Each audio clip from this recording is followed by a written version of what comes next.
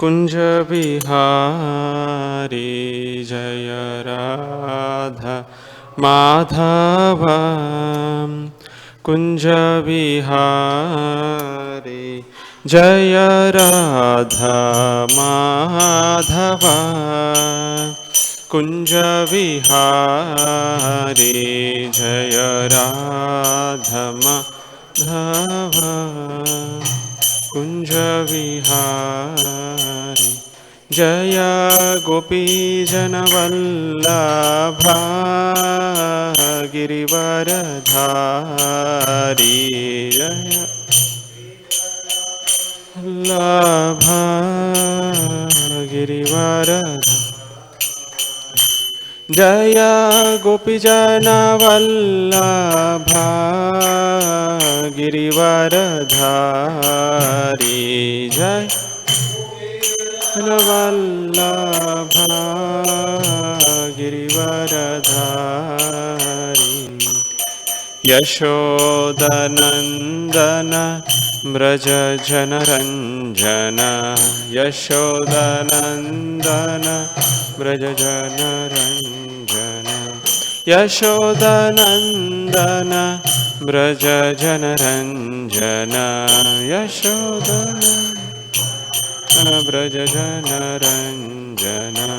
यमुनतीरा वनचारी यमुनतीरा वनचारी यमुनतीरा वनचारी यमुनतीरा वनचारी जय राधा माधव। कुंज विहारी जय राधा माधव। जय गोपीजनवल्लभा गिरिवरधारी जय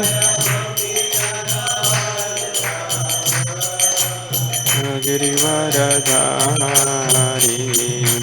यशोदनन्दन व्रज जनरञ्जन यशोदनन्दन व्रज जनरञ्जन यमुनतीरा वनचारी यमुनतीरा वनचारी। हरे कृष्णा कृष्ण कृष्ण हरे हरे हरे राम राम राम हरे हरे हरे कृष्णा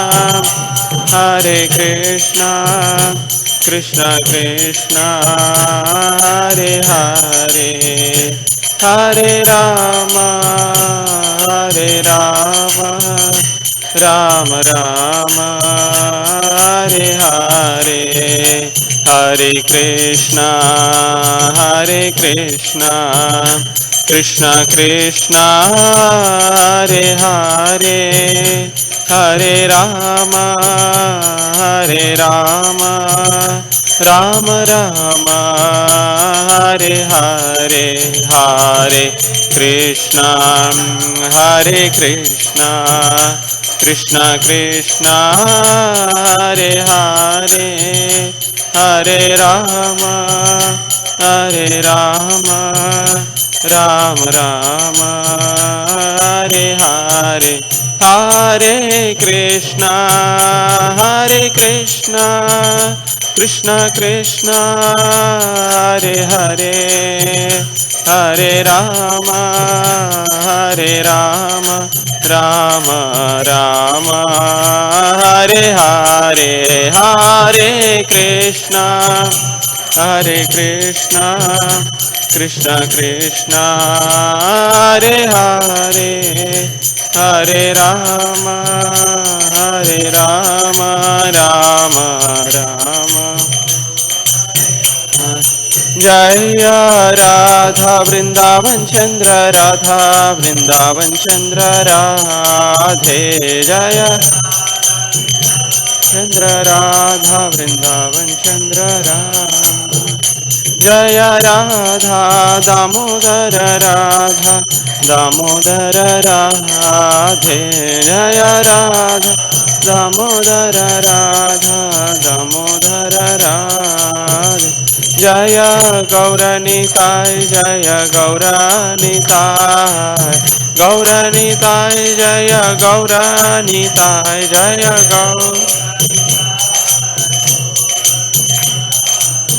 गौरनिताय जय गौरनिताय प्रभुपाद प्रभुपाद प्रभुपाद जय श्रील प्रभुपाद जय जय प्रभुपाद प्रभुपाद प्रभुपाद जय जय प्रभुपाद जय जय गुरुदेव गुरुदेव गुरुदेव जय श्रील गुरुदेव जय जय गुरुदेव गुरुदेव जय श्रील गुरुदेव। श्री हरिनाम संकीर्तन की जय। ग्रंथराज श्रीमद् भागवतम की जय। ओम नमो भगवते वासुदेवाय।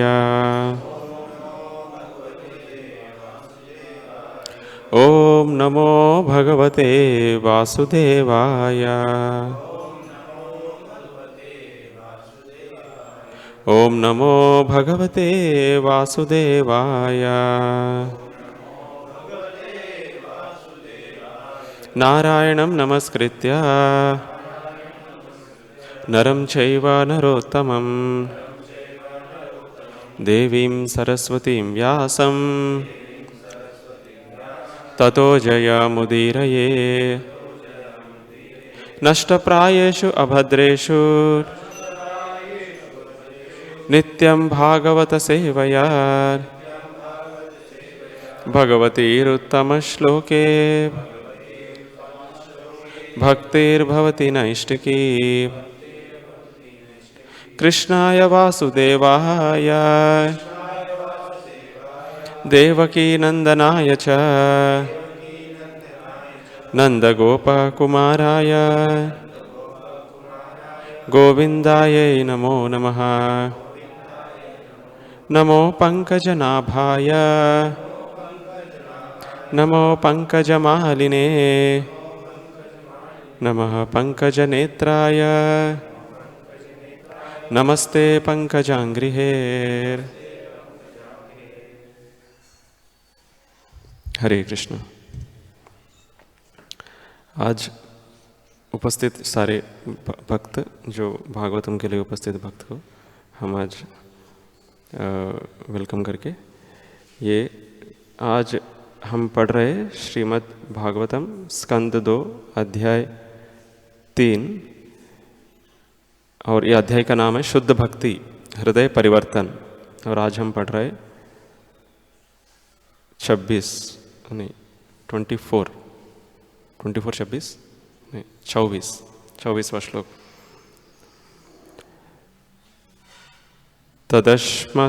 तदश्मसारं हृदयं बतेदं यद्गृह्यमानैर्हरिनामध्येयैः न विक्रियेताथ यदा विकारो नेत्रे जलं गात्ररुहेषु हर्षः।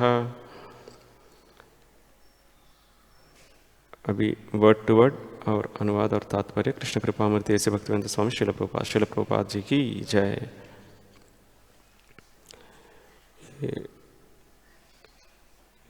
इसमें है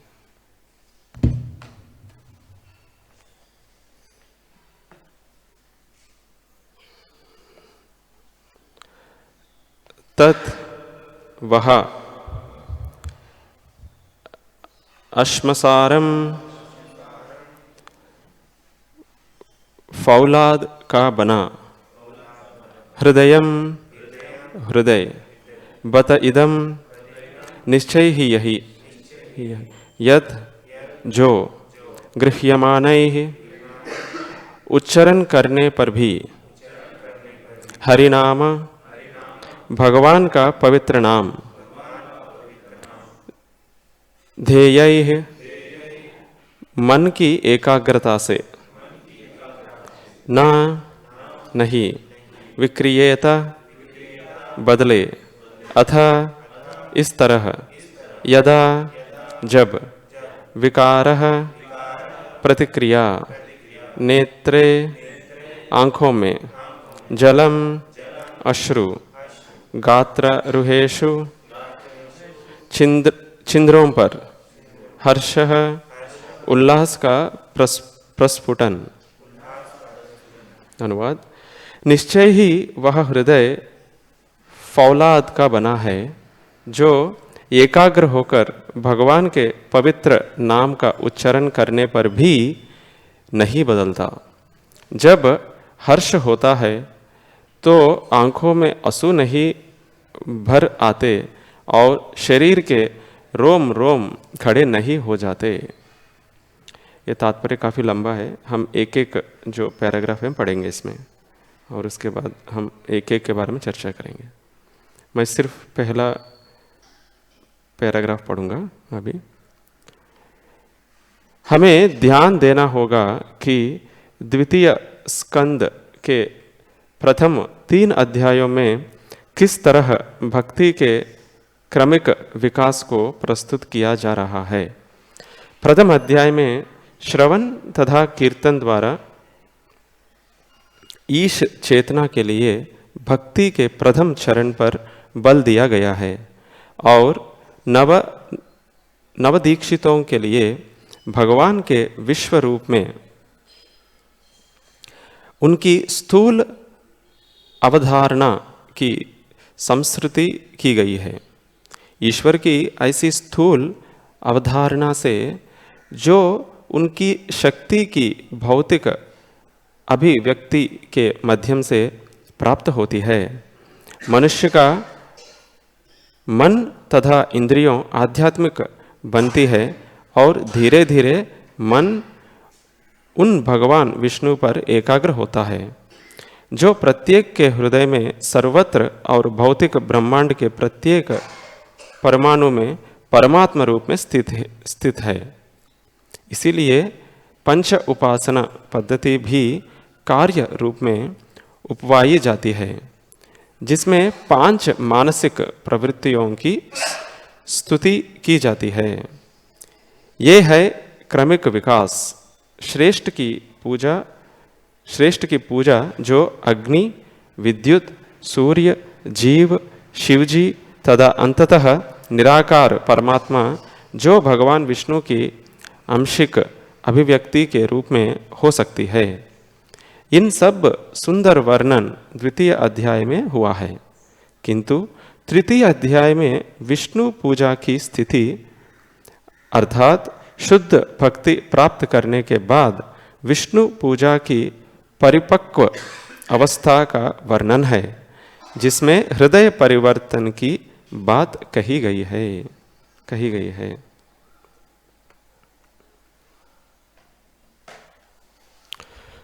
ओम अज्ञानतिमिरन्धस्य ज्ञानाञ्जनशलाकया चक्षुरुन्मिलितं येन तस्मै श्रीगुरवे नमः। श्रीचैतन्य मनोभीष्टं स्थापितं येन भूतले स्वयं रूपा कदा मह्यं ददाति स्वापदान्तिकं। वन्देऽहं श्रीगुरोः श्रीयुतापदकमलं श्रीगुरोन् वैष्णवांश्च श्रीरूपं साग्रजातां सहगना रघुनाथान्वितं त्वं सजीवं साद्वैतं सावधूतं परिजनसहितं कृष्णचैतन्यदेवं श्रीराधाकृष्णपादान् सहगना ललिता श्रीविशाखान्वितांश्च। नमो ॐ विष्णुपादाय कृष्णप्रेष्ठाय भूतले श्रीमते भक्तिवेदांत स्वामिनिति नामिने। नमस्ते सारस्वते देवे गौरवाणी प्रचारिणे निर्विशेष शून्यवादी पाश्चात्यदेशतारिणे। नमो महावदान्याय कृष्णप्रेमा प्रदायते कृष्णाय कृष्णचैतन्य नाम्ने गौरत्विषे नमः। हे कृष्णा करुणा सिंधो दीनबंधो जगत्पते गोपेश गोपिका कांत राधा कांत नमोस्तुते तप्त कांचन गौरांगी राधे वृंदावनेश्वरी वृषभानुसुते देवी प्रणमामि हरिप्रिये वाञ्छाकल्पतरुभ्यश्च कृपा सिन्धुभ्य एव च पतितानां पावनेभ्यो वैष्णवेभ्यो नमो नमः। जय श्री कृष्ण चैतन्य प्रभो नित्यानंद श्री अद्वैता गदाधार श्रीवासादि गौर भक्तवृंद। हरे कृष्णा कृष्णा कृष्णा हरे हरे हरे राम राम राम हरे हरे।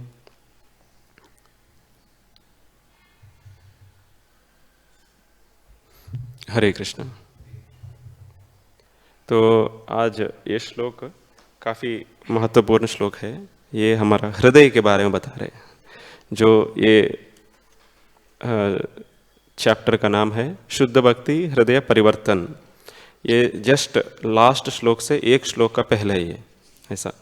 तो अभी इस चैप्टर का क्लाइमैक्स का ऑलमोस्ट वर्स है ये जो।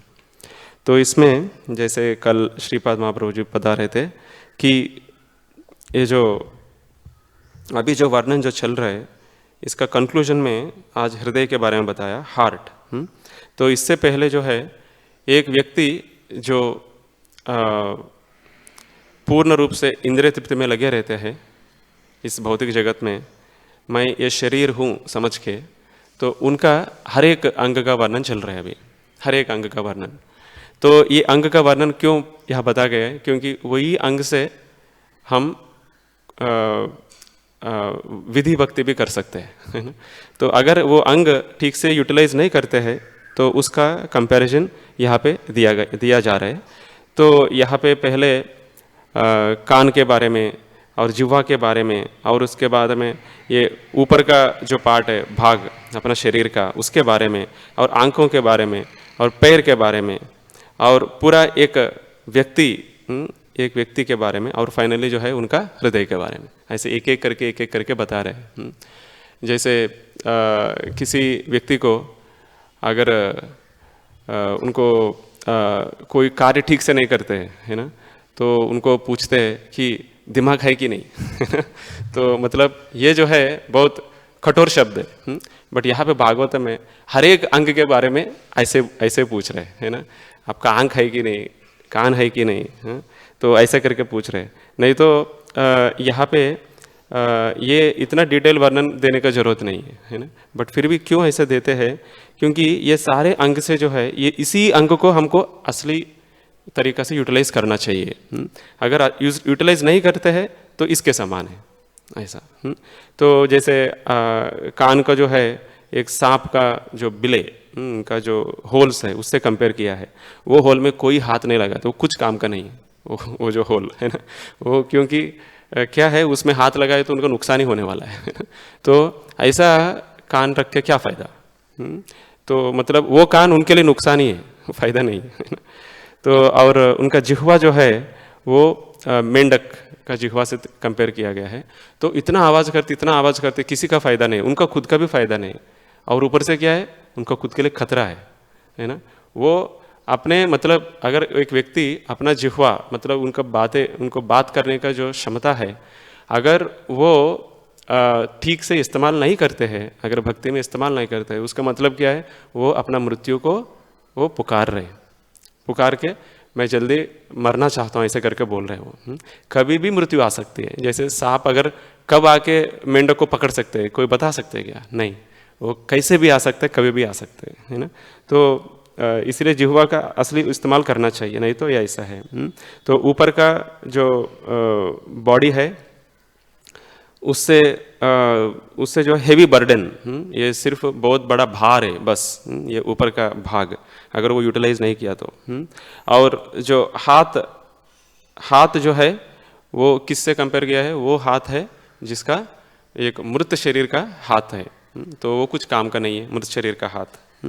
तो भले हम हाथ से कितना भी अच्छा बड़े बड़े कार्य करें, है ना, एक व्यक्ति, बट जो है वो मृत्यु शरीर का ही समान है। और आंख किससे कंपेयर किया गया है? वो एक मोर पंख का जो आंख है उससे कंपेयर किया गया है। वो आंख वो किसी को देख ही नहीं सकते है ना, दिखने के लिए बस, है ना। तो अगर मान लीजिए एक व्यक्ति अपना आंख से बहुत बड़े बड़े कार्य भी किया है ना, बहुत बड़ा आर्टिस्ट हो या डिजाइनर हो, जो भी है, बहुत अच्छा कार्य किया अपना आंख से, बट कुछ भी फायदा नहीं है, वो मोर पंख का आंख के समान है। तो और जो उनका पाँव जो है एक पेड़ का ट्रंक को क्या बोलते हैं हिंदी में? तना। हाँ, तो उससे कंपेयर किया गया है, हाँ? और एक व्यक्ति, परिपूर्ण व्यक्ति जो है एक मृत शरीर से कंपेयर किया है, वो कुछ फायदा नहीं उनका लाइफ का। तो आज जो है उनका हृदय के बारे में बता रहे हैं। वह हृदय जो है वो steel framed, steel frame Hindi में क्या है? हाँ,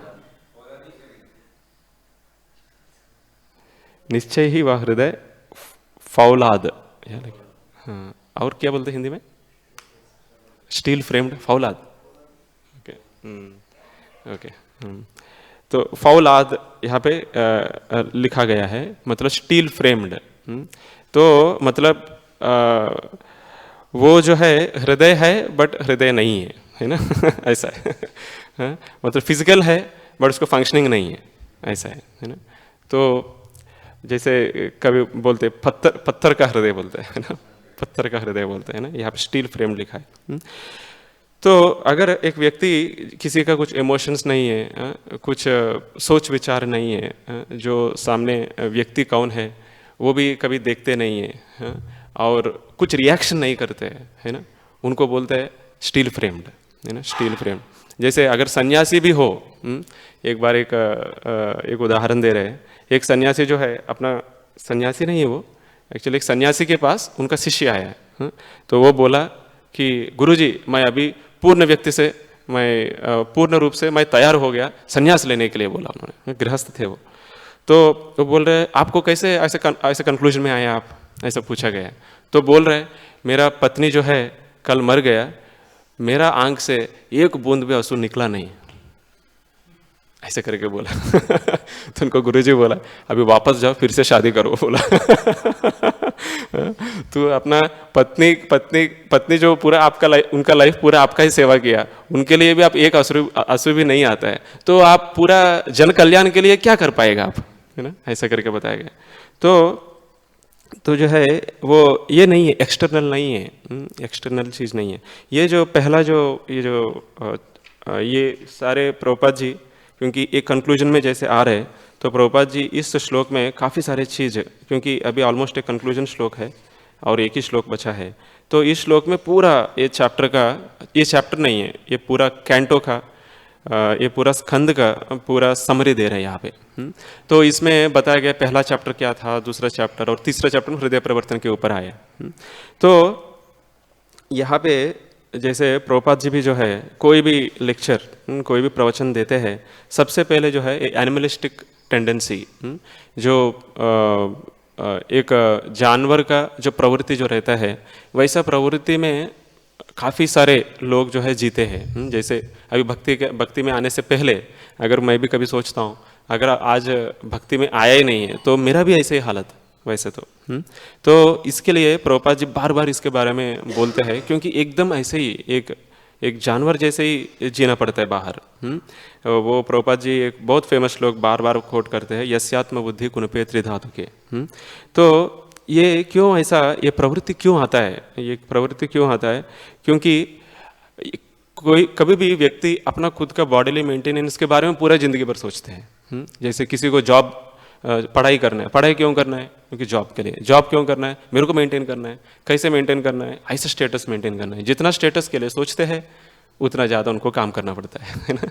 हाँ, नहीं तो जितना अपना मन का स्तर पे रहता है उतना ही उनका परेशानी चालू होता है लाइफ में। तो वैसे ही जो है एक व्यक्ति पूरा, उनका ज़िंदगी पूरा ऐसे निकल जाता है, तो इसलिए उनको एक एनिमल, एक जंतु से कंपेयर किया गया है। तो यहाँ पे वैसा जो लाइफ है वो किस काम का है? अगर मानव शरीर आया और बट वो एक पशु जैसे काम कर रहे हैं, तो उनका क्या, उनका लाइफ का यूज़ है। तो जैसे अभी यहाँ पे एक एक करके वर्णन किया गया है, तो ये मेंटालिटी क्यों आता है, ये मेंटालिटी क्यों आता है, प्रभुपाद जी काफ़ी लेक्चर्स में इसके बारे में बताते हैं कि आई एम दिस बॉडी, मैं ये शरीर हूँ। सबसे पहले जो है मैं शरीर हूँ, ये जो है ये पूरा अपना हृदय में एकदम डीपली वो इम्बाइब हुआ गया है, मतलब एकदम अंदर तक घुसे हुआ है, भरा हुआ है ना। तो मैं ये शरीर हूँ करके। क्यों ये क्यों ऐसा ये फिलॉसफी आते हैं, क्योंकि सबसे इम्पोर्टेंट चीज़ है इसमें मायावादी का फिलॉसफी। तो प्रभुपाद जी बार बार मायावादी का फिलॉसफी क्यों खंडन करते हैं, ये जो पशु का चेतना जो है ये मायावादी का फिलॉसफी से चालू होता है। तो मायावादी लोग इतना क्यों फेमस हो गया, प्रभुपाद जी को हम बोलते हैं निर्विशेष शून्यवादी, है ना।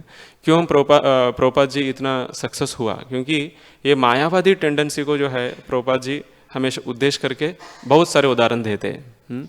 जैसे मायावादी को जो फिलॉसफी है, फिलॉसफी सुना तो काफ़ी अच्छा लगता है किसी को भी, जो भी बुद्धिमान व्यक्ति है उनको लगता है हाँ, कन्विंस हो जाता है, हाँ ये सही है। क्यों ऐसा कन्विंस हो जाते, बुद्धिमान है बट क्यों कन्विंस हो गया मायावादी फिलॉसफी, क्योंकि क्या है, उनको भी भोगना है वो प्रवृत्ति तो है ही अंदर, अगर जहाँ पे भी वो देखते हैं वैसा तो तुरंत जो है वो ले लेते हैं, है ना। जैसे बड़ा बड़ा मॉल रहता है ना, बिग बाजार ऐसा बड़ा मॉल रहता है, तो जब हम पढ़ाई कर रहे थे उस टाइम पे वो मॉल क्यों ऐसा बड़ा बड़ा मॉल क्यों फेमस हो जाता है, उसके बारे में बताया जाता है। तो वो बनाया ऐसा है कि एक व्यक्ति का प्रवृत्ति जो है, भले उनका मन तक मैनिफेस्ट हुआ ही नहीं है, उसको भी जागरण करते हैं ना। तो इसीलिए कोई भी व्यक्ति जो है वो मॉल पे जाते हैं, वो ऐसा ज़्यादा प्लान नहीं करते, एक दो चीज़ के लिए प्लान करते हैं, बट बाहर जो आते हैं जो है पूरा 5-6 हज़ार का माल लेके आता है और फॉरेन देश में तो और ज़्यादा है, वहाँ पे क्रेडिट कार्ड्स डायरेक्टली उसी टाइम पे दिया जाता है ना। आपका लाइफ के लिए एक क्रेडिट कार्ड, दूसरा तीसरा क्रेडिट कार्ड ऐसा है। तो मतलब ये प्रवृत्ति जो है अंदर रहती है, ये पशु का प्रवृत्ति, पशु जैसे एंजॉय करने का प्रवृत्ति, वो जो है अंदर रहता है, वो जो है वो बाहर उसका फिलॉसफी कुछ दिख जाता है, उनको लगता है हाँ यही है जिंदगी, ऐसा यही है मायावादी फिलॉसफी, इसलिए वो फेमस है। जैसे उसमें प्रभुपाद जी एक उदाहरण देते हैं, एक घटाकाश फटाकाश, है ना, उसका जो है वो ऐसा बहुत अच्छे से बताते हैं। एक मान लीजिए मिट्टी का एक बर्तन है, मिट्टी का बर्तन जो है एक शरीर से तुलना किया जाता है, एक मनुष्य शरीर का तुलना किया जाता है, और मिट्टी का शरीर अपना, मिट्टी का जो एक पॉट है, एक बर्तन है, वो एक इंसान का शरीर से कंपेयर किया जाता है। तो अगर मान लीजिए वो मिट्टी का बर्तन वो फूट जाता है, वो अंदर का जो हवा है वो बाहर का हवा से मिक्स हो जाता है, यही है मतलब अपना जिंदगी ऐसे करके वो एक्सप्लेन करते हैं। तो प्रभुपाद जी यहाँ पे ये उदाहरण को ही खंडन करते हैं सबसे पहले क्योंकि कोई भी चीज़ उदाहरण आपको कंपेयर करना है, इसको बोलते हैं एनालॉजी, है ना, एक चीज़ से दूसरे चीज़ को कंपेयर करना है, तो दोनों में बहुत सारे सिमिलैरिटीज होना चाहिए, एक जैसे दिखना चाहिए। जैसे प्रभुपाद जी कंपेयर करते हैं कार और ड्राइवर का, ठीक है ना, कार भी हमने देखा और ड्राइवर भी देखा, दोनों अलग अलग है। तो ड्राइवर को चेतना है, कार को चेतना नहीं है। अभी ये उदाहरण में जो है तो ये ड्राइवर को प्रभुपाद जी किससे तुलना करते हैं, आत्मा से तुलना करते हैं, और कार को शरीर से तुलना करते हैं, एकदम बैठते हैं उसमें। बट इसमें ये जो मिट्टी का जो बर्तन है, मिट्टी का बर्तन एक मानव शरीर से कंपेयर कर सकते हैं क्या? नहीं, क्योंकि ये चेतना वस्तु है, वो अचेतन वस्तु है, अचेतन वस्तु को कंपेयर कर रहा है अपना शरीर से, ये कैसे हो सकता है ना। तो इसलिए प्रभुपाद जी जो है, जो भी प्रभुपाद का उदाहरण है, सारे ये मायावादी का एकदम खंडन करके, ऐसा जो सारे पाश्चात्य देश में पूरा ऐसा पियर्स करके उनको भक्त बना पाया, है ना। और एक फेमस उदाहरण है प्रभुपाद जी का, जैसे मायावादी लोग बोलते हैं, जैसे है ये नदी है, वो नदी को अपना शरीर से कंपेयर करते हैं, है ना, और समुद्र को जो है भगवान से कंपेयर करते हैं। भगवान नहीं है उनका, तो वो हाँ ब्रह्मन से कंपेयर करते हैं। तो जैसे नदी जो है जाके वो अपना समुद्र में लीन हो जाता है, वैसे जो है हमारा भी जो है ये शरीर खत्म होने के बाद हमारा एग्जिस्टेंस होगा ही नहीं है, कुछ हमको अलग से कुछ ऐसा आइडेंटिटी नहीं है, अपना व्यक्तित्व है ही नहीं, ऐसा करके बोलते हैं। तो प्रभुपाद जी यही उदाहरण लेते हैं। प्रभुपाद जी कंपेयर करते हैं कि इसी जो नदी है, इसमें बहुत सारे मछली हैं, तो वो मछली को जो है एक मनुष्य के शरीर से कंपेयर करते हैं। क्यों? मछली को चेतना है। सिर्फ पानी जो है भले चेतना है, मैनिफेस्ट हुआ नहीं पानी का, है ना। तो मछली को चेतना है। तो एक व्यक्ति जो है, एक व्यक्ति को मछली से कंपेयर करते हैं प्रभुपाद जी। मछली भले समुद्र के अंदर प्रवेश किया, अभी उनको ज़्यादा फ्रीडम मिला, समुद्र में प्रवेश करने से ज़्यादा फ्रीडम मिला, अभी ज़्यादा और ज़्यादा तैर सकते हैं। अभी एक नदी में इस पार से उस पार तक ही तैर सकते हो, अभी समुद्र में ऊपर भी जा सकते हैं, नीचे भी जा सकते हैं, अनंत हो जाता है ना। बट उनका जो एग्जिस्टेंस है वैसे रहेगा, उनका जो व्यक्तित्व जो है वैसा ही रहेगा, है ना। तो एकदम फिट हो जाता है। इसको बोलते हैं एनोलॉजिकल कंपैरिजन, है ना। तो प्रभुपाद जी का सारे जो ऐसा एक एक चीज़ जो है ये किसको खंडन करता है? मायावादी का जो सिद्धांत है उसको ही खंडन करते हैं। तो एक व्यक्ति का आइडेंटिटी ऐसा ही रह जाएगा। तो मान लीजिए इससे क्या होता है, ये बहुत जो है एक व्यक्ति को अपना खुद के बारे में सोचने के लिए मौका देते हैं। क्योंकि मायावादी अगर कोई कन्विंस हो जाता है, हाँ घटाकाश पटाकाश, नहीं तो ये एक लीन हो गया, एक नदी जो है समुद्र में लीन हो गया, उसमें एक व्यक्ति को क्या लगता है, जो भी अपना जो इच्छा उनको लगता है अपना हृदय से, जैसे अभी मॉडर्न टेंडेंसी है ना, you do what ever you want, है ना, ऐसा है। आपको जो अच्छा लगता है वो करो, ईट ड्रिंक एंड बी मेरी, है ना, आप खाओ पियो मजा करो। तो ये जो है प्रवृत्ति अंदर से आता है। अगर मायावादी का सिद्धांत वो पूरा पूरा उनको विश्वास रखते हैं, तो वो सोचते हैं जो भी आता है उसको सेटिस्फाई करने का, क्योंकि ये जिंदगी हो गया, खत्म हो गया। बट वही जो है व्यक्ति एक मछली के जैसे समझते हैं, मेरा आइडेंटिटी ऐसा ही रहेगा, तो मेरा प्रवृत्ति जो आता है उसको मेरे को कैसे हैंडल करना है, फिर वो कम से कम वो सोचने लगते हैं, है ना। तो इसीलिए सबसे पहले ये हमारा कन्विक्शन होना चाहिए कि हमारा व्यक्तित्व ऐसा ही रहेगा, है ना। मतलब ये अगर हम ये बद्ध अवस्था में हो या हम मुक्त अवस्था में हो, हमारा व्यक्तित्व जो है वैसा ही रहेगा। अभी सबसे पहले समझना चाहिए हमें कि हम बद्ध अवस्था में है, ये तो पहले सबसे पहले समझना चाहिए। जैसे कभी कभी भले ऐसा ड्रेस पहनते हैं और डायरेक्ट भक्ति का कार्य करते हैं, बट कभी हम जैसे एक बार एक पुजारी बता रहे, वो डेली जो नित्य पूजा जो करते हैं वही तो करते हैं, बट कभी कभी ऐसा जो पुराना जो वासना जो है, वो वासना ऐसे हृदय से ऐसे प्रकट होता है। तो फिर भी जो है उनका कार्य, वो उनका जो फिलॉसफी, ये सच समझ के जो है उन समझते हैं ये जो है मेरा प्रवृत्ति बाहर आ रहा है, पुराना का प्रवृत्ति बाहर आ रहा है, इसको जो है मैं रोक के मेरे को भक्ति में लगना है। ऐसे करके एक पुजारी भी अपने खुद को समझाना पड़ता है भले वो डीटी डायरेक्टली सेवा कर रहे हैं, बट फिर भी कुछ भी प्रवृत्ति अपना दिमाग में आ सकता है हृदय से, है ना। तो उसी हृदय को परिवर्तन करने के लिए जो है ये पूरा चैप्टर के बारे में बता रहा है। उसी हृदय को, वो हृदय में कुछ भी निकल सकता है। ऐसा नहीं है कि हृदय साफ है ना। जैसे मायावादी लोग क्या है, हृदय में जो लगता है उसको रोको मत, उसको जो है उसको अपना शेप दे दीजिए ऐसा बोलते हैं। तो उसके लिए जो है वो कर्मी बनना पड़ता है सबसे पहले। मायावादी जो है सबसे पहले कर्मी इसलिए बनते हैं क्योंकि अपना खुद का बलबूते में जो मेरा जो इच्छा है वो सारे मैं पूरा करूँगा, ऐसा है। तो वो उसीलिए वो कर्मी बनता है। तो एक भक्त भी जो है कर्मयोग कर सकता है, बट भक्त का कर्मयोग कैसे होता है, कर्मी का कैसे होता है? तो कर्मी जो है, एक कर्मी जो वो सोचते हैं मैं इतना कमाऊंगा और ऐसा एंजॉय करूंगा, ऐसे करके सोचते हैं कर्मी। इतना कमाऊंगा ऐसे एंजॉय करूंगा, अपना कर्म के अनुसार वो जितना कमाना तो उतना कमाएगा और उतना ही एंजॉय कर पाएगा वो जो भी है ना। बट एक भक्त जो है, एक कर्मयोगी भक्त क्या करते हैं, मैं ये कमाऊंगा, ये कमा के इसमें कुछ चीज़ जो है मैं भगवान के लिए दे दूंगा, ऐसे करके एक कर्मयोगी सोचते हैं। जैसे मैं एक बार अभी खेत में जब हम सेवा करते हैं तो उस टाइम पे 2-3 लेबर है, हम ऐसे बात करते हैं उनको, आपको क्या करना है? तो आप तो 55 उनको उम्र है, तो उनको पूछो 55 उम्र हो गया, अभी आप इतना मेहनत करके आप महीने में 10-12 हज़ार कमा के क्या करोगे आप? ऐसा मैंने पूछा, क्योंकि ना तो उनको कमाई ज़्यादा है, बड़ा फैमिली है, वो फैमिली के लिए इनका मेंटेनेंस काफ़ी नहीं होगा। तो मैं उनको पूछ रहा था, वो बोल रहा है नहीं, मैं मेरा मेहनत से कमाऊँगा, कमा के जो है एक मंदिर है वहाँ पे, गौर निताई का मंदिर, वो गौर निताई का मंदिर में जो है भगवान को मेरे को पादुका बनाना है, सिल्वर चांदी का पादुका बनाना है, ऐसा बोला। तो ये जो है एकदम कर्मयोगी है तो उनका क्या करना है, भक्ति है, वैसे तो कर्मयोगी नहीं भक्त है। तो वैसे तो उनका क्या करना है, अपना मेहनत से पहले कमाना है, कमा के देना है भगवान को, ऐसा है ना। तो मतलब ये भी फल का अपेक्षा है, बट वो फल जो है किसके लिए, भगवान के लिए। तो अगर कोई समझता है मेरा फैमिली का मेंटेनेंस करना है, ये करना है, वो करना है, 10% तो दूंगा, वो भी एक कर्मयोगी का ये है। तो अपना खुद का बल, खुद का जो है इंद्रिय है पूरा काम में लगाया हुआ है, बट उसमें जो है अपना सिचुएशन के हिसाब से ना तो पूरा फल दे देंगे भगवान को, नहीं तो थोड़ा देंगे।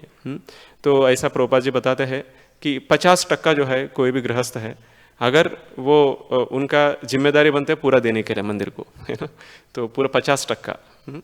तो जैसे रूप गोस्वामी ने दिया किया है। तो उनका पूरा जब वो रिटायर हो गया रूप गोस्वामी, तब उनके पास जितना भी धन है वो ऐसा पूरा डिवाइड कर दिया है ना। 50% जो पहले दान में दे दिया, और बाकी 50% जो है अपना ब्रदर के लिए रखा है थोड़ा सा, और बाकी रिलेटिव्स के लिए रखा है। ऐसा रख के जो है तब वो रिटायर होता है। तो वैसे प्रभुपाद जी सिर्फ बोलते हैं, ऐसे नहीं है। प्रभुपाद जी जब गृहस्थ थे उस टाइम पे भी वो ऐसे ही कार्य किया है उन्होंने। जैसे प्रभुपाद का जो शिष्य है उसमें भी ऐसे गृहस्थ थे, जैसे गोपाल कृष्ण गोस्वामी महाराज, वो तो जो है उनका जितना भी कमाई होता था वो पूरा जो है जाके मंदिर में देते थे, और प्रभुपाद जी उनको मेंटेनेंस के लिए वापस देते थे, इतना आप लेके आप करो करके। ऐसे भक्ति सिद्धांत सरस्वती महाराज का भी एक शिष्य है, वो भी बहुत बड़ा शिष्य, बहुत बड़ा है। वो बाग बाजार का मंदिर जो पूरा उन्होंने बनाए थे। तो उनका अगर हिस्ट्री देखते हैं, उनका नाम तो भूल गया मैं, किसी को याद है नाम? हाँ, बहुत अच्छा नाम है, बट बहुत यूनिक नाम है। तो उनका जितना भी है, पूरा परिवार का जितना भी पैसा है सारे वो मंदिर बनाने के लिए लगा दिया। लगाने के बाद जो है उनका गुरुजी को पूछा हम कहाँ रह सकते हैं, तो गुरुजी भक्तिसिद्धांत सरस्वती महाराज जी ने बताया आप जो है एक कमरे यहाँ पे बनाइए आपको खुद के लिए। उसी कमरे में रहते थे वो, है ना, उसी मंदिर का पूरा उस कमरे में रहते थे अपना गुरुजी का सेवा के लिए। तो वैसे प्रभुपाद जी भी ऐसे शिष्य थे, और आगे प्रभुपाद के शिष्य भी ऐसे दिखाए थे। भले ये सबके लिए संभव है कि नहीं, अपने लिए वो सोचना चाहिए, बट फिर भी जो है एक कर्म योगी जो है अपना खुद का सरेंडर के अनुसार जो है कैसे उनका कार्य का फल वो अर्पण करना है वो सोचते हैं।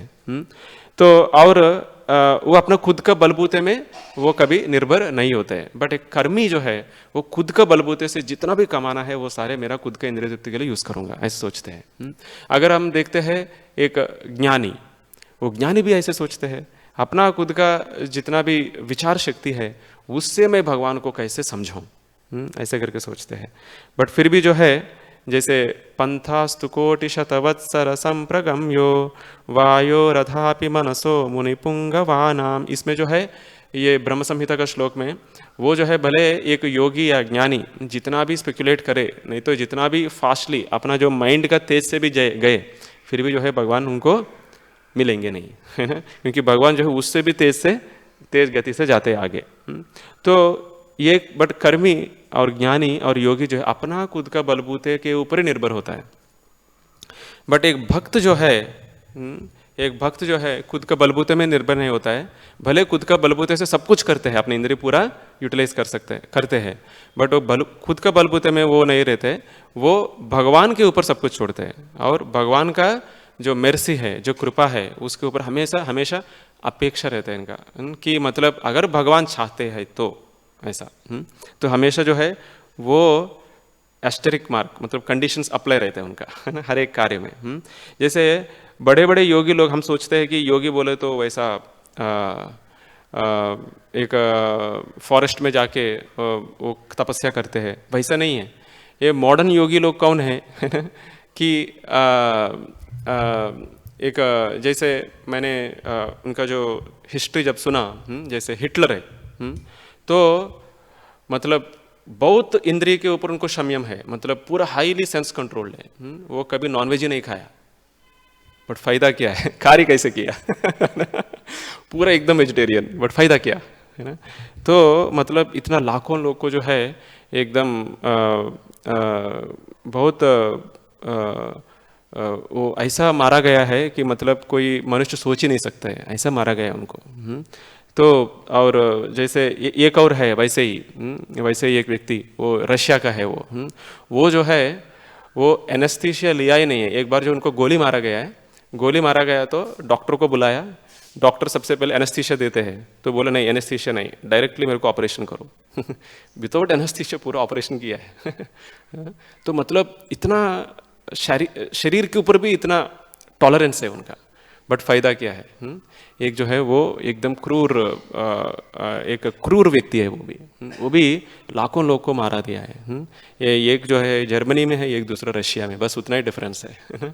तो बट ये भी जैसे हम शास्त्र के अनुसार हम देखते हैं रावण और हिरण्यकशिपु को, रावण भी कैसे कठोर तपस्या किया उन्होंने, बट उनकी इच्छा क्या था कि उनको पार्वती चाहिए था। फाइनली इच्छा ऐसा प्रकट किया उन्होंने। तो ये भले इतना बड़ा तपस्या करे, इतना चीज़ करे, बट इच्छा जो है ऐसे इतना आसान से नहीं जाते हैं। तो हिरण्यकशिपु भी ऐसा ही है, वो एक पाँव में खड़े होकर इतना तपस्या किया कि ब्रह्मा जी वहाँ पे आए हिरण्यकशिपु को ढूंढने के लिए, वहाँ पे कुछ भी नहीं दिख रहा था, सिर्फ उनका हड्डी बचे थे, उसके अंदर उनका प्राण शक्ति रोक के रखा उन्होंने, और बाहर में कुछ दिखता ही नहीं था। एक पूरा एंट हिल बन गया वहाँ पे, एक चींटिया का पूरा घर बन गया उनके ऊपर, फिर भी उनका जो डिटर्मिनेशन है वो गिरा ही नहीं। मतलब ये सारे जो है डिटर्मिनेशन होना, नहीं तो अपना इंद्रिय के ऊपर संयम होना, नहीं तो अपना शरीर का टॉलरेंस रहना, ये कुछ बड़ी बात नहीं है। जैसे अभी ये हिटलर, रावण, सबका हमने देखा। अगर इसके साथ साथ अगर भक्ति नहीं है, उनका हृदय जो है हमेशा के लिए ऐसा स्टील फ्रेम्ड ऐसे ही रहेगा। तो फिर ये भक्ति कहाँ से चालू होता है? ए चेंज ऑफ हार्ट, हृदय परिवर्तन। तो हृदय परिवर्तन जो है वो कहाँ से चालू होता है? जब एक व्यक्ति जो है अपना खुद का जो पोजीशन है वो समझते हैं कि मैं एक सबऑर्डिनेट सर्वेंट हूँ, मैं एक सबऑर्डिनेट सर्वेंट हूँ। सबऑर्डिनेट सर्वेंट बोले तो मैं भगवान का नित्य दास हूँ। वो जब ये समझेगा तब जितना भी कार्य करे उनके इंद्रिया से सब कुछ एकदम अलाइन हो जाएगा, और उनका हृदय भी परिवर्तन होने का चांस जो है ज़्यादा है। तो ये जो और आगे थोड़ा पढ़ेंगे, एक पैराग्राफ, ठीक है हम बाद में पढ़ेंगे। तो ये जब हम सबऑर्डिनेट सर्वेंट जब समझेंगे तभी तो चालू होता है। तो यहाँ पे प्रभुपाद जी लिखते हैं, ये जो श्लोक में जो है हृदय परिवर्तन जो है वो मन के ऊपर जो है इसको फोकस किया गया है। जैसे अलग अलग अंगों के बारे में फोकस किया है, हाथ ऐसा है, कान ऐसा है, नाक ऐसा करके। अभी जो हृदय के बारे में बात कर रहे हैं, जो हृदय में कमियां क्या है, अगर कोई ऐसा सोच सकते हैं ना, अपना हृदय में जो है काफ़ी सारे चीज़ ऐसे बाहर उठ के दिखता है। तो वो सारे चीज़ क्या है? सबसे पहले जो है एक बद्ध जीवा के लिए बाय डिफ़ॉल्ट क्या निकलता है? अपना खुद का अनर्थ ही निकलता है हृदय से, है ना। भले वो डायरेक्टली भगवान का सेवा भी करे, अपना अनर्थ तो निकलता ही है एक बद्ध जीवात्मा को। जैसे कभी एक स्टूडेंट पूछा है, प्रभु जी कि मेरे को नहीं लगता है कि मैं एनवियस हूँ, मैं किसी के ऊपर ईर्ष्या रखता हूँ। तो वो एक्चुअली ये राधानाथ महाराज को पूछा गया है ये प्रश्न। तो महाराज जी बोला है, जैसे एक एपिडेमिक डिसीज़ रहता है, एपिडेमिक डिसीज़ बोले तो जैसे कोरोना जैसा है ना, वो एक दूसरे को प्लेग जैसा एक दूसरे को स्प्रेड हो जाता है जल्दी, उसको रोका नहीं तो बहुत जल्दी स्प्रेड हो जाता है। तो जब एपिडेमिक डिसीज़ होता है तब डॉक्टर जाके देखते नहीं इनके पास डिसीज़ है क्या, इनके पास डिसीज़, ऐसा देखते नहीं, सबके लिए दवाई दे देते बस पहले। ऐसे ही जो है महाराज जी बोल रहे हैं कि ये ईर्ष्या जो है किसी को देखने का जरूरत नहीं, इनके पास है क्या, इनके पास है कि इनके पास है क्या, सबके पास है ही है वो। ऐसा है, वो दवाई तो जरूरी है, क्योंकि हम ये भौतिक जगत में ये शरीर में है, मतलब ये 6 अनर्थ जो है हमेशा होता ही है, इसका कुछ ये नहीं है, इसका कुछ ऐसा देखने का जरूरत नहीं है। जैसे भागवतम में प्राचीन बरही बताते हैं, तो उन्होंने जो है प्राचीन बरही नारद मुनि को ये चीज़ बताते हैं, नारद मुनि प्राचीन बरही बताता है, सॉरी। तो प्राचीन बरही को बताता है क्योंकि वो बहुत सारे पाप कार्य करते रहते हैं। प्राचीन बरही वो जो वेद के अनुसार वो वेद को लेते हैं, बट फिर भी इतना सारे जंतु को मारा जाता है वहाँ पे। तो तब नारद मुनि बताते हैं कि मन एव मनुष्यस्य पूर्वरूपाणि संशति भविष्यतश्च भद्रं ते तथैव न भविष्यतः। Mind state indicates past and future bodies. अपना मन अभी जो है सिचुएशन, तो वो किसका रिजल्ट है? पिछले जन्म का जितना भी हमने भोगा या त्यागा जो भी है, उसका रिजल्ट है अभी का माइंड है हमारा। अभी हम माइंड जैसे ट्रेन करेंगे, वो फ्यूचर बॉडी का ये एक निशानी है, वो फ्यूचर बॉडी का। अगर हमारा मन के बारे में हम समझना चाहते हैं, जो भी अपना मन से जो निकलता है उससे समझते हैं कि इतना सारे कचरा है मन में, है ना। अभी मन को जैसे ट्रेनिंग देंगे, वो डिसाइड करते हैं फ्यूचर आपका बॉडी कैसे मिलने वाला है ना। तो कभी कभी प्रवृत्ति ऐसा निकलता है, एक बंदर का जैसा प्रवृत्ति निकलता है अंदर से, है ना। तो प्रभुपाद जी जो है वहाँ पे जब अमेरिका में जब प्रचार कर रहे हैं, उस टाइम पे कुछ बहुत बूढ़े बूढ़े लोग हैं, मतलब 80 साल उनका उम्र है, बट वो जो है वो कुछ स्त्री का डांस देखने के लिए जा रहा है ना। तो प्रभुपाद जी और बाद में प्रभुपाद का शिष्य बताए, प्रभुपाद जी इतना ही नहीं है, वो अपना जो इंद्री जो है वो इंद्रियों को भी चेंज करते हैं। मंकी ग्लैंड्स जो है वो इंपोर्ट करके वो अपना ग्लैंड्स ही चेंज करते हैं। तो प्रभुपाद जी बोला कि इतना उनको घाय क्यों? ये शरीर छोड़ने के बाद उनको जरूर उनको बंदर का शरीर मिलने वाला है। वो अभी जो है उनको प्रैक्टिस कर रहे हैं बंदर का शरीर से, ऐसा है। तो मतलब अभी जो कार्य करते हैं, वो कार्य जो है फ्यूचर बॉडी डिसाइड करते हैं हमारा। तो वही है, मन एव मनुष्य से पूर्व रूपाणि संचित भविष्यतश्च भद्रं ते तथैव न भविष्यत्। भविष्य जो है वो भी हमारा जो मन का चेतना है वही डिसाइड करते हैं। अभी कोई पूछते हैं कि जैसे एक माताजी है, वो अपना शरीर छोड़ने वाले थे, अपना गुरुजी आए उनके सामने।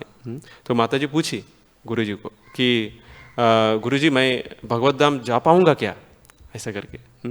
तो तब उनको गुरुजी पूछा आपको कुछ इच्छा बचा है क्या? तो ऐसे बहुत डीपली सोचा, बोल रहे गुरुजी मेरे को टमाटो बहुत पसंद है, बोला। अरे यहाँ तक आया अभी टमाटे के ऊपर। तो गुरुजी बताए वो भी निकाल दो अपने हृदय से। तो तब आप भगवत धाम जा सकोगे। सिर्फ एक दिन पहले वो गुरुजी मिले उनको, तो तब जो है वो माताजी और बहुत तीव्रता से वो भक्ति किया है। तो बाद में जो है उनको गुरुजी खुद ही बताया ये भगवत धाम चले गए। तो मतलब जो भी है इच्छा, सब कुछ एक एक करके, मतलब जो कृष्ण इतरा जो भी डिजायर है वो सारे एक एक करके छोड़ना पड़ेगा, वो जो भी हो, है ना। तो तभी जो है पूरा हृदय परिवर्तन होएगा। तो यहाँ पे ये सिर्फ इतना पढ़ के हम यहाँ पे विराम करेंगे। तो आध्यात्मिक संस्कृति की संपूर्ण प्रक्रिया का उद्देश्य जीव के हृदय में परिवर्तन लाना है, जिससे वह परमेश्वर के प्रति नित्य अपने आप को अधीन दास के रूप में माने, क्योंकि यही उसकी शाश्वत स्वाभाविक स्थिति है। इस तरह भक्ति की प्रगति के साथ साथ हृदय परिवर्तन का प्रदर्शन संसार पर प्रभुता दिखाने के मिथ्या भावना से उत्पन्न भौतिक भोग की भावना की क्रमिक विरक्ति तथा भगवान की प्रेम भक्ति करने के प्रवृत्ति में वृद्धि के द्वारा होता है। मतलब दोनों साथ साथ होता है, हृदय परिवर्तन और ये सब कुछ एक एक करके छोड़ना। ऐसा नहीं कि पूरा शुद्ध भक्त बनने के बाद ही मैं भक्ति करूँगा, ऐसा नहीं है। भक्ति करते करते समय जो सब कुछ एक एक करके निकलते जाता है। तो यहाँ पर विधि भक्ति अर्थात शरीर के अंगों द्वारा आंखें, नाक, कान, हाथ, पाँव इत्यादि जिनका वर्णन पहले हो चुका है, यहाँ पे विविध अंगों का द्वारा की गई नियमित भक्ति पर शरीर के अंगों की समस्त गतिविधियों को प्रेरणा प्रदान करने वाले मन के आधार पर बल दिया जा रहा है। मन के ऊपर बल दिया जा रहा है यहाँ पे, ये श्लोक में। ऐसे अपेक्षा की जाती है कि नियमित भक्तिमय सेवा करने से हृदय में परिवर्तन अवश्य दिखाना चाहिए। यदि परिवर्तन नहीं आता तो समझना चाहिए कि हृदय फौलाद का बना है, स्टील फ्रेम्ड, है ना। क्योंकि भगवान के पवित्र नाम के उच्चारण किया जाने पर भी यह नहीं पिघलता। हमें सदैव स्मरण रखना चाहिए कि भक्तिमय कार्यों को संपन्न करने में श्रवण तथा कीर्तन दो मूलभूत सिद्धांत है, और यदि इन्हें ठीक से संपन्न किया जाए तो इससे हर्ष उत्पन्न होगा, जो आंखों में आंसू तथा शरीर में रोमांच द्वारा लक्षित होगा। ये स्वाभाविक परिणाम है और भाव दशा के प्रारंभिक लक्षण है, जो प्रेम या भगवत प्रेम की पूर्णावस्था प्राप्त होने के पूर्व प्रकट होते हैं। जैसे चैतन्य महाप्रभु है, यहाँ पे आगे लिखा गया है, चैतन्य महाप्रभु जो है, महाप्रभु कोवूर कैसे एक ग्राम है, वहाँ पे रामानंद राय को मिले। जैसे रामानंद राय जो है खुद विशाखा सखी है, तो उनके दोनों के बीच में जो चर्चा है उसमें जो है अपना शरीर में काफ़ी सारे ऐसे भाव प्रकट हो रहा था बाहर से। वो कोई भी भाव जो है वहाँ पे प्रकट नहीं कर पाए चैतन्य महाप्रभु। क्यों नहीं कर पाए? क्योंकि वहाँ पे दूसरा ब्राह्मण लोग हैं, उनको जो है समझ में नहीं आएगा करके, है ना, वो कुछ अलग ही समझेगा करके, ऐसे भाव प्रकट नहीं कर पाया। तो वैसा जो है महाप्रभु खुद, भगवान खुद ही भाव प्रकट नहीं कर पा रहे कर रहे। तो एक साधारण व्यक्ति जो है, जैसे अभी धाम, अलग अलग धाम में लोग जो है ऐसे ही भाव प्रकट करके मैं ये हूँ, मैं वो हूँ, ऐसा करके भाव प्रकट करके ये चलते रहते हैं। तो वो कैसे हो सकता है? तो और आगे तीन चार पैराग्राफ है, ये मैं श्रीपाद महाप्रभु को बोलता हूँ पढ़ने के लिए, क्योंकि लेट हो रहा है। अब पढ़िए।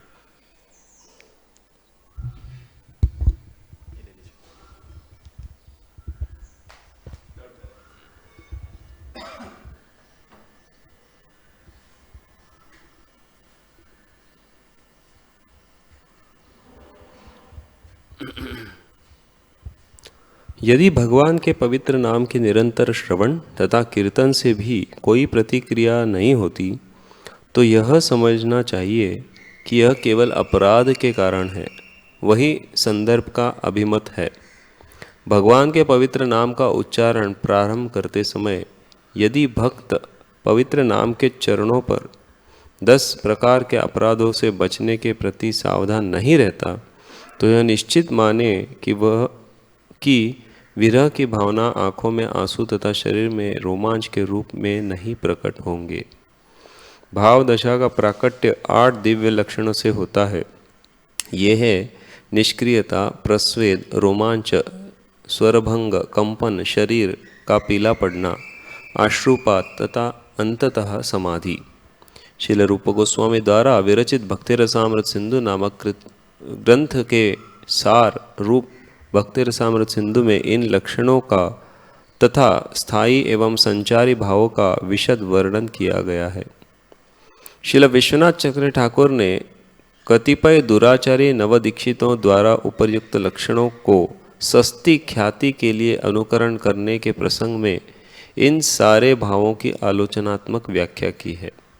न केवल विश्वनाथ चक्रवर्ती ठाकुर अपितु श्रील रूप गोस्वामी ने भी इनका आलोचनात्मक विवरण दिया है। कभी कभी उपर्युक्त भाव के 8 लक्षणों का अनुकरण कतिपय संसारी भक्तों प्राकृत सहजीय द्वारा किया जाता है, किंतु ऐसे छद्म लक्षणों का तब तुरंत ही पता चलता है जब छद्म भक्त अनेक वर्जित कार्यों को करते पाया जाता है। कोई भक्त के चिन्हों से कितना ही अलंकृत क्यों न हो, यदि वह धूम्रपान, मद्यपान या स्त्रिया के साथ अवैध मैथुन करता है तो उसमें उपर्युक्त भाव दशाएं नहीं हो सकती। किंतु ऐसा देखा गया है कि कभी कभी जानबूझकर इन लक्षणों को अनुकरण किया जाता है। इसलिए श्रील विश्वनाथ चक्रवर्ती ठाकुर ने ऐसे अनुकरणकर्ता को पाषाण हृदय कहा है। कभी कभी ऐसे लोग ऐसे दिव्य लक्षणों की झलक से प्रभावित भी होते हैं, किंतु यदि इतने पर भी वे वर्जित आदतें नहीं छोड़ते तो उनसे दिव्य अनुभूति की आशा नहीं की जानी चाहिए। जब भगवान चैतन्य महाप्रभु गोदावरी के तट पर कवूर में श्री रामानंद राय से मिले थे तो उनमें ये समस्त लक्षण उत्पन्न हुए थे, किंतु वहाँ पर रामानंद राय के अनुयायी कतिपय भक्त ब्राह्मणों के होने से भगवान चैतन्य ने इन लक्षणों को दबा लिया था। अतएव परिस्थितिवश कभी कभी ये लक्षण महाभागवत के शरीर में भी प्रकट नहीं हो पाते।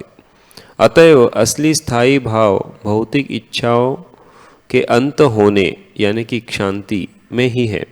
प्रत्येक क्षण को प्रेम भक्ति में लगाना अव्यर्थ कालत्वम, निरंतर भगवान की महिमा के गायन के प्रति उत्सुकता, नाम गाने सदा रुचि, भगवान के धाम में रहने के लिए आकर्षण, प्रीतिस्तद वसति स्थले, भौतिक सुख से पूर्ण वैराग्य, विरक्ति, निरअभिमानता यानी कि मान शून्यता द्वारा प्रकट होते हैं। जिसमें ये समस्त दिव्य गुण उत्पन्न होते हैं उसे ही असली भाव दशा प्राप्त होती है, पाषाण हृदय अनुकरण करता या संसारी भक्त को नहीं।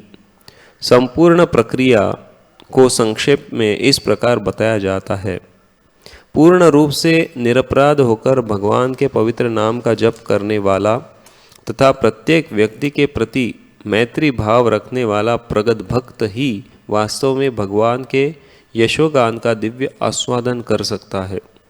ऐसी अनुभूति का परिणाम समस्त भौतिक इच्छाओं की समाप्ति द्वारा परिलक्षित होता है, जैसा कि ऊपर कहा जा चुका है। नवदीक्षित भक्त भक्ति की निम्नतर अवस्था में रहने के कारण ईर्ष्यालु होते हैं और अपने आचार्यों का अनुगमन न करके स्वयं भक्ति के विधि विधानों का आविष्कार करते हैं। फलस्वरूप वे कितना भी भगवान नाम जाप का प्रदर्शन क्यों न करे, वे पवित्र नाम का दिव्य स्वाद प्राप्त नहीं कर पाते। अतएव आंखों में आंसू आना, कांपना, पसीजना या मूर्छित होना, इन सब की भर्त्सना की जाती है। हाँ, वे भगवान के शुद्ध भक्ति की संगति करके अपनी बुरी आदतों को सुधार सकते हैं, अन्यथा वे पाषाण हृदय बने रहेंगे और किसी भी उपचार के योग्य नहीं हो सकेंगे। भगवत धाम जाने के मार्ग की पूरी प्रगति स्वरूप सिद्ध भक्त के द्वारा निर्देशित शास्त्रों के आदेशों पर निर्भर करती है।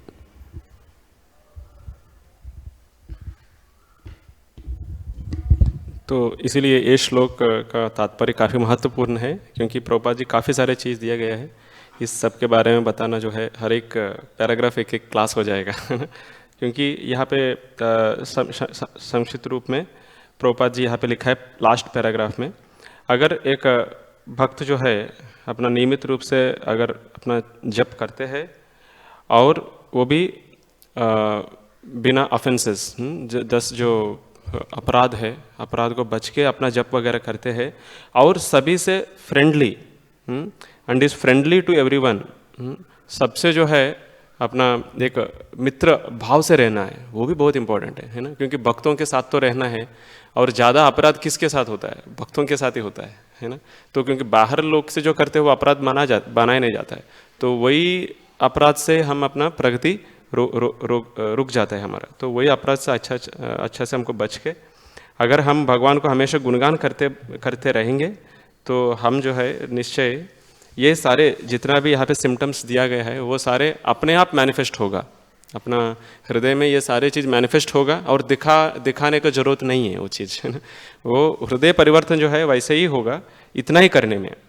तो वो प्रभुपाद जी यहाँ पे क्लियरली बता रहे हैं, अगर हमको एक आध्यात्मिक गुरु, एक प्योर डिवोटी का टच रहने से जो है ये सारे चीज़ अपने आप एक एक करके होने वाला है। हम यहाँ पे विराम देंगे। अगर हमारा बोलने में कुछ त्रुटि है तो क्षमा कीजिएगा। ग्रंथराज श्रीमद् भागवतम की जय, श्रील प्रभुपाद की जय। हरे कृष्ण। अभी दूसरा अध्याय का श्लोक का रिसाइटेशन होगा। भगवद गीता